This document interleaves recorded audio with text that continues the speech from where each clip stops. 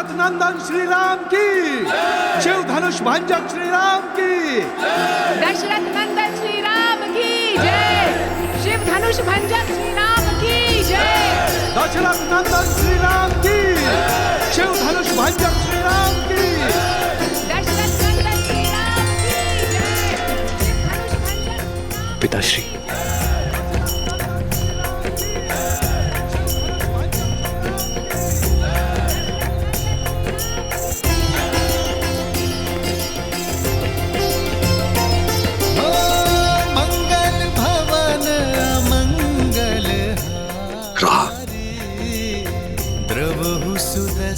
अयोध्या से जब विदा ली थी तो पुत्र तुम दशरथ नंदन थे, और आज तुमसे यहां भेंट हो रही है तो मैं राम का पिता हूं। इतने कम दिनों में मेरा पुत्र इतना बड़ा हो गया।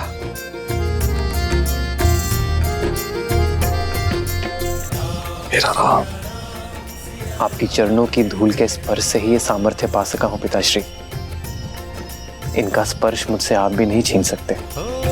रघुकुल रीत सदा चली आई, प्राण जाए पर वचन। पुत्र, तुम्हारा स्थान मेरे चरणों में नहीं, मेरे गले लग जाओ पुत्र। राम सिया राम जय जय राम, राम सिया राम जय जय राम, राम सिया राम जय जय राम, राम सिया राम जय जय राम। प्रणाम पिताश्री। पुत्र लक्ष्मण, आयुष्मान बाबा।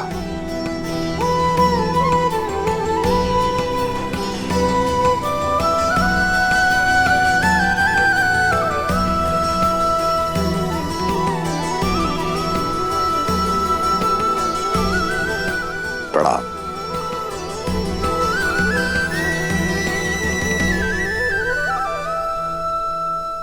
भूलोक पर कोई माया या दिव्य प्रदर्शन नहीं, अन्यथा हमारा भांडा फूट जाएगा और मेरा भोग छूट जाएगा। अब वेश परिवर्तन करें।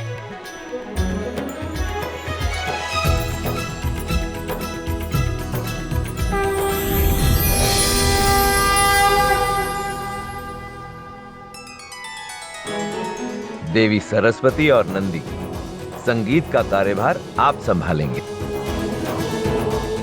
मैं वायुदेव, मैं विवाह का पंडाल बनाऊंगा। मैं अग्निदेव और मैं स्वादिष्ट भोजन का प्रबंध करूंगा। और मैं आपका सहायक बन जाता हूँ। भोजन जाएगा तो रसोई घर से बन के ही ना। उचित है, मैं इस समूह का मुखिया बनूं। त्रिलोकदर्शी साधु। और मैं आपकी सेविका।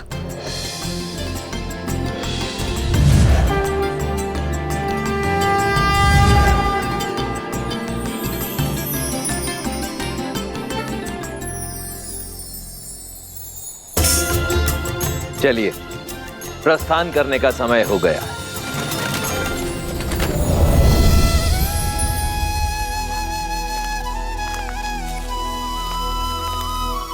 प्रभु, हम तो आपके ही पधारने की प्रतीक्षा में थे।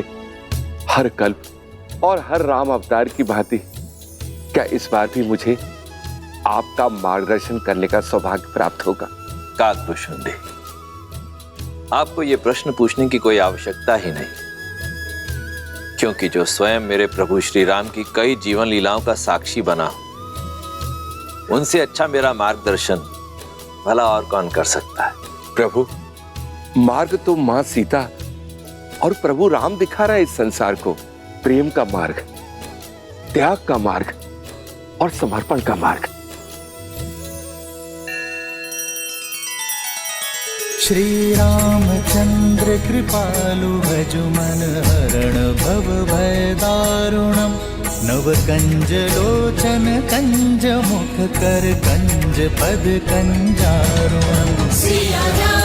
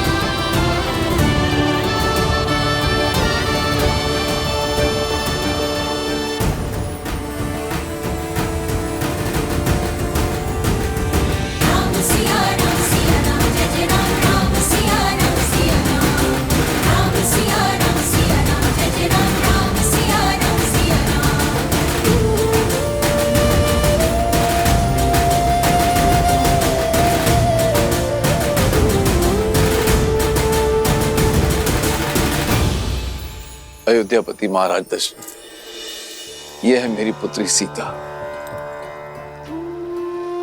प्रणाम पिताश्री। सदा सौभाग्यवती भवा। और क्या आशीर्वाद दूं तुम्हें पुत्री।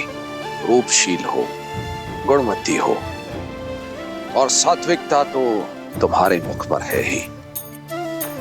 अपने तेज से अपनी अयोध्या को सदैव दमकाती रहना पुत्री।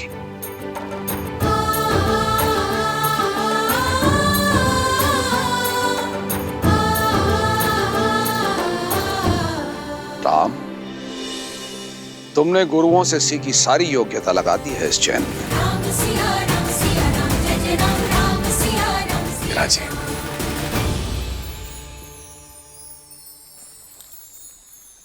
अयोध्यापति, अब मैं अपने परिवार से आपकी भेंट कराता हूं। सीता की माता से तो मिल ही चुके हैं आप। प्रणाम। ये मेरी छोटी पुत्री उर्मिला, ये मांडवी श्रुतकीर्ति, ये दोनों मेरे अनुज कुशाध्वज की पुत्रियां हैं।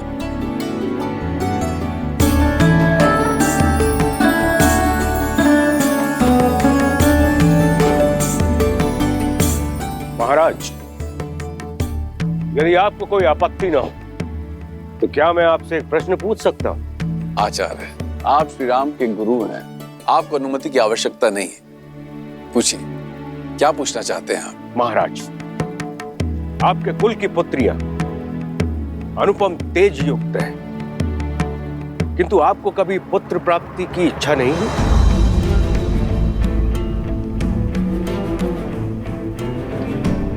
या फिर कभी इस बात का भय नहीं सताया कि आपकी मृत्यु के बाद आपको तर्पण कौन देगा,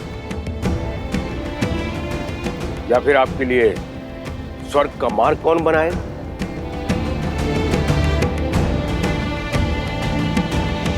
क्षमा चाहता हूं ऋषिवर, किंतु मैंने वेद, उपनिषद, स्मृतियों का गहन अध्ययन किया, किंतु कहीं भी ऐसा कोई उल्लेख नहीं है कि पुत्रियों का मान, उनका पद, उनके अधिकार किसी भी रूप में पुत्रों से कम या नीचे होते हैं। न मान में, न पद में, न ही अधिकार में। मेरी पुत्री सीता ने केवल मुझे ही नहीं अपितु मिथिला को भी एक नया जीवन दिया। बंजर भूमि में अमृत की बूंद बनकर उभरी मेरी पुत्री सीता। जिस पुत्री ने मिथिला को नरक से बचाया, उस पुत्री के होते मुझे स्वर्ग की क्या चिंता ऋषिवर। और सत्य तो यह है, सीता के जन्म के बाद मैंने मृत्यु और मृत्यु के बाद की चिंता करना बंद कर दिया है। अद्भुत, अद्भुत मिथिला नरेश। आज मुझे मेरे एक और प्रश्न का उत्तर मिल गया। किंतु महाराज, मैं ठहरा नास्तिक, और लोगों का यह मानना है कि मुक्ति जो है पुत्र प्राप्ति के बाद ही होती है। कदाचित मेरे मुक्ति के मार्ग के लिए ही महादेव ने मुझे एक योग्य पुत्र दे दिया है, मेरा जमाता राम।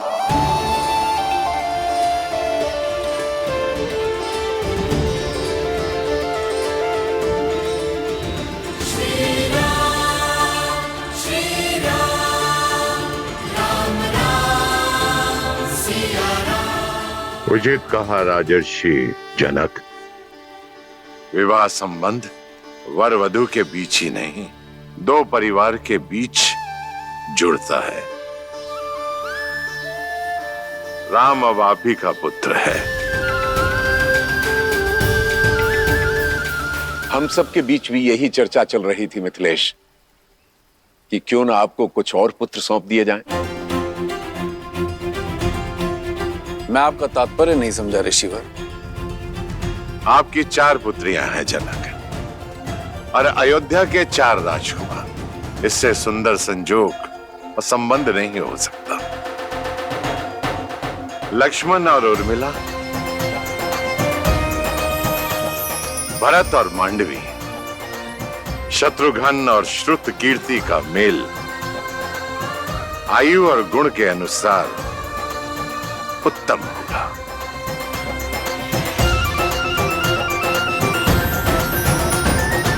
आपका क्या विचार है इस विषय में अयोध्यापति? ऋषिवर, इससे बड़ा सौभाग्य तो हो ही नहीं सकता, किंतु इसमें मिथिलापति का मत जानना भी अति आवश्यक है।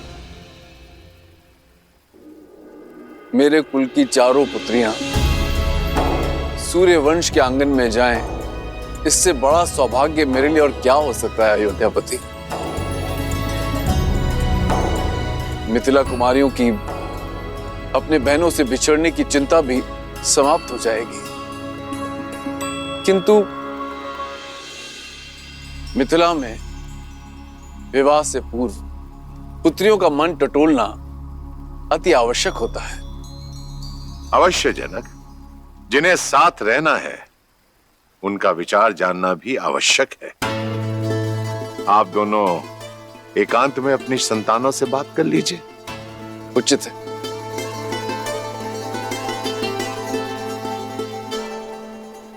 बोलो अनुज, प्रसन्न हो?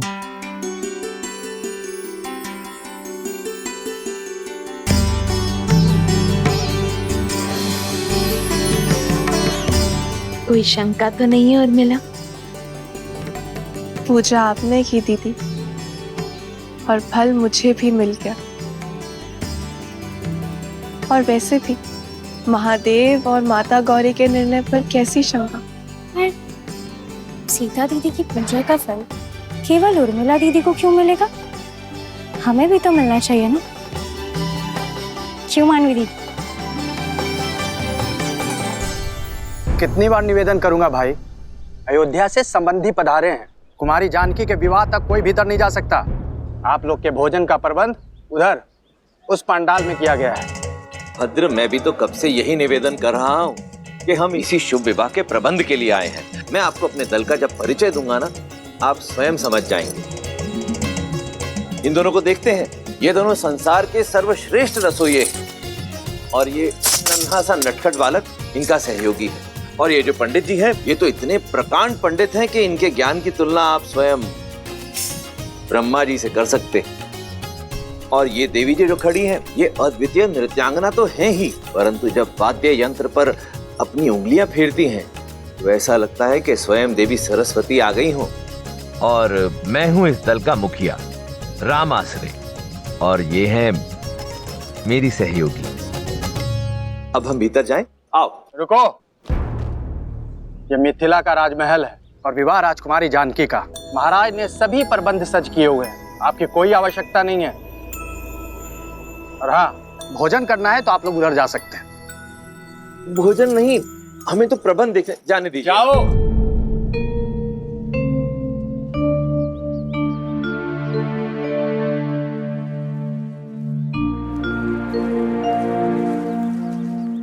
अब क्या करेंगे?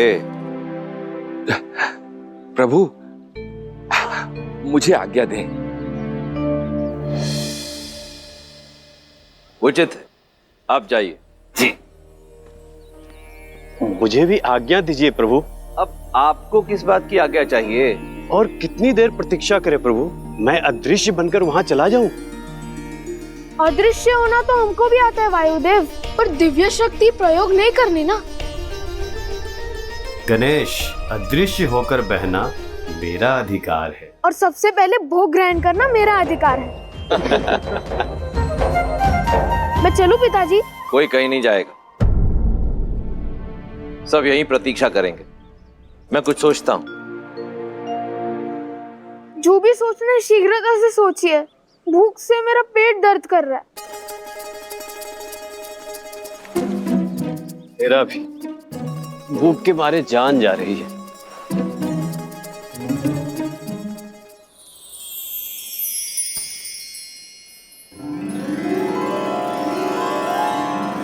भूख से मुंह कुमला गया है पुत्र, ये लो खाओ। इस पे मेरा अधिकार। अरे तुम तो और भी ज्यादा भूखे लग रहे हो, लो ये पूरी टोकरी तुम ही रख लो। ये टोकरी का मैं क्या करूंगा माता, मुझे तो केवल ये रसीले फल चाहिए।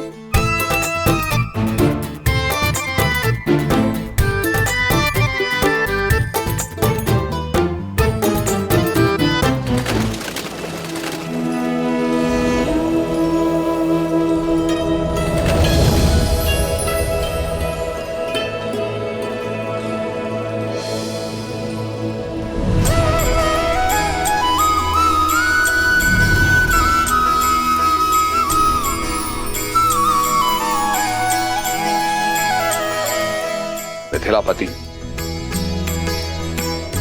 मेरे चारों पुत्र विवाह के लिए सज्ज हैं राजऋषि।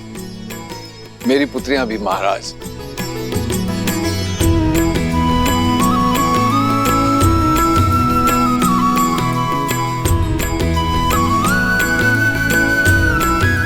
विराजी।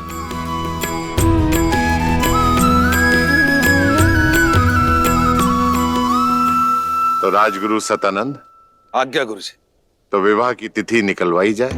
मैं शीघ्र अति शीघ्र संसार के इस पावन मंगल विवाह की तिथि निकालता हूं। रुको सदानंद,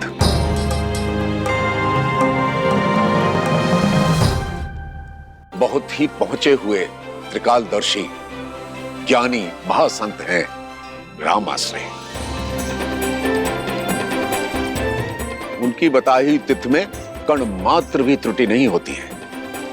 मेरे अनुरोध पर वे अपने समस्त शिष्यों के साथ यहां पधारे हुए हैं।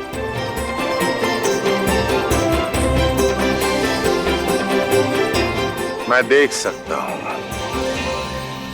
वो अपनी साथियों के साथ महल के द्वार पर प्रवेश कर चुके हैं।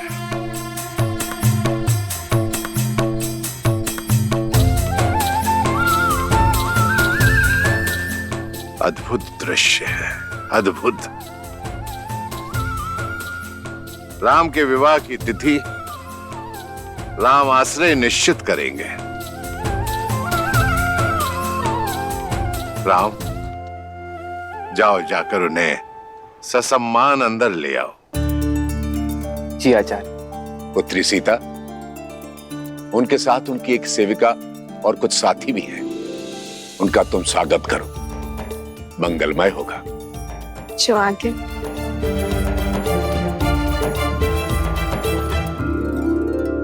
प्रभु, और कितनी प्रतीक्षा करनी पड़ेगी? अंदर जाने का अवसर कब प्राप्त होगा?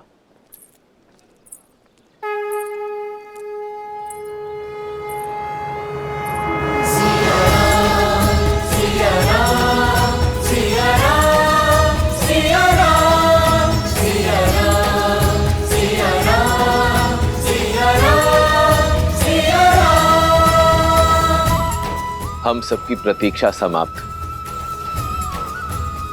क्योंकि हम सबका स्वागत करने के लिए स्वयं नारायण और देवी लक्ष्मी पधार रहे।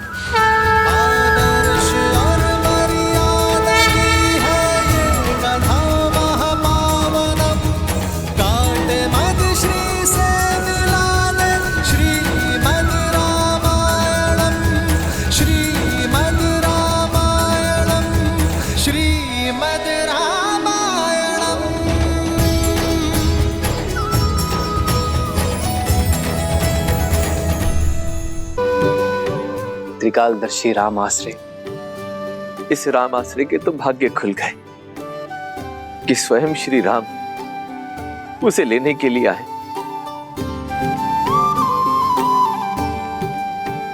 देवी गौरिका समेत आप सभी को सीता का प्रणाम।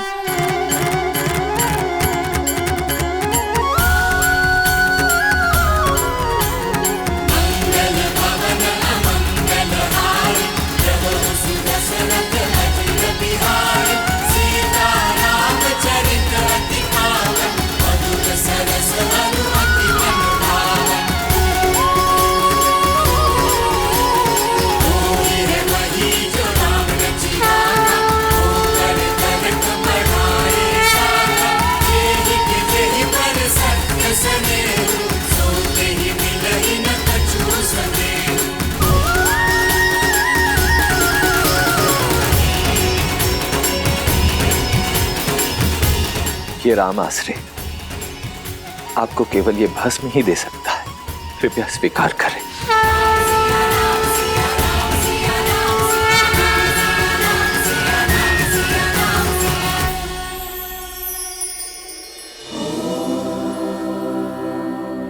जगत पूजे जगत वंदे सर्वशक्ति स्वरूपी। आइए।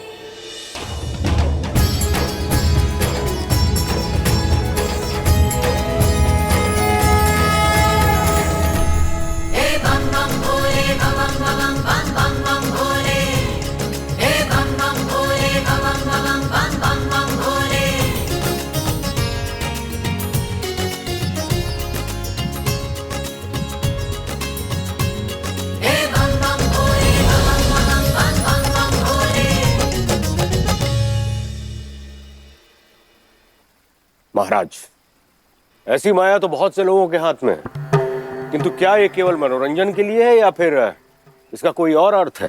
यदि मन में भावना सच्ची हो तो पाषाण में भी भगवान, और यदि भावना सच्ची ना हो तो भगवान भी पाषाण है। भद्र जाबाली, परंतु आप तो नास्तिक हैं, इसलिए इस तथ्य से अनभिज्ञ हैं।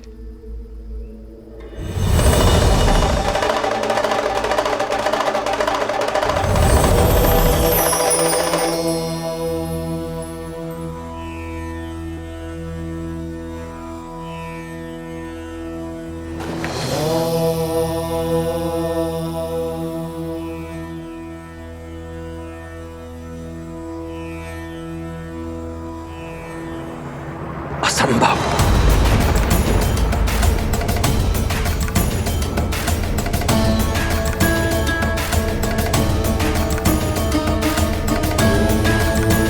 कोई समस्या है महाशय?